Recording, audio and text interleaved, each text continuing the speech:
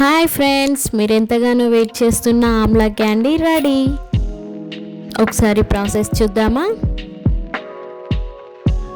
నేనైతే 500 గ్రాముల ఉసిరికాయలు తీసుకున్నాను. వాటిని మంచిగా కడుక్కోవాలి. దాని తర్వాత ఇడ్లీ కుక్కర్లో వేసి ఒక 10 మినిట్స్ వరకు స్టీమ్ చేసుకోవాలి. తర్వాత అవి చల్లారాక పీసెస్ వాయిస్గా డివైడ్ చేసుకొని ఒక గిన్నెలో వేసుకోవాలి. తర్వాత 250 గ్రామ్స్ బెల్లం తీసుకొని చిన్నగా చాప్ చేసుకొని అందులో వేసి కలుపుకోవాలి. బెల్లం కరిగేంత వరకు ఆ పీసెస్ని అలా కలుపుకుంటూ ఉండాలి. బెల్లం అంతా కరిగాక అవన్నీ ఒక గ్లాస్ కంటైనర్లో వేసి స్టోర్ చేసుకోవడమే.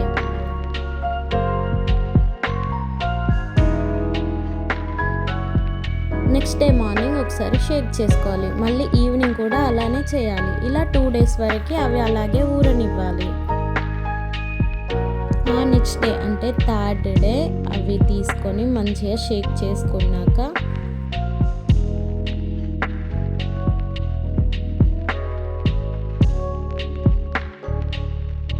అదంతా ఒక స్ట్రైనర్లో వేసి వడకట్టుకోవాలి.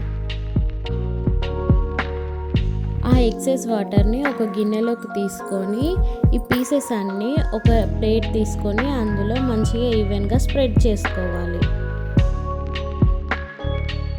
ఆ బెల్లం వాటర్ని ఒక గ్లాస్ కంటైనర్లో స్టోర్ చేసుకుంటే మనం సాంబార్ కానీ ఏదైనా వంటల్లోకి వాడుకోవచ్చు. చాలా టేస్టీగా ఉంటుంది.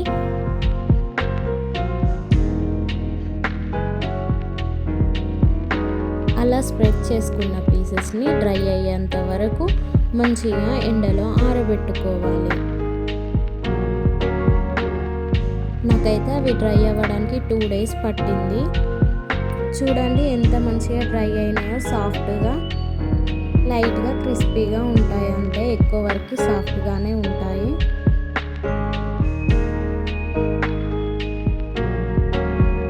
అవి ఒకదానికొకటి అతుక్కోకుండా కార్న్ఫ్లోర్ ఒక 1 స్పూన్ వరకు చల్లి కలుపుకోండి. లేదంటే మిక్సీని మిక్సీకి వేసి పౌడర్లా చేసి అది 1 స్పూన్ లేదా 2 స్పూన్ల వరకు వేసుకోండి. ఇలా ఒకసారి ట్రై చేసి చూడండి. మీ పిల్లలు చాలా ఇష్టంగా తింటారు. చాలా టేస్టీగా ఉంటాయి. ఆరోగ్యానికి కూడా చాలా మంచివి. వీడియో నచ్చినట్టయితే లైక్, షేర్, సబ్స్క్రైబ్.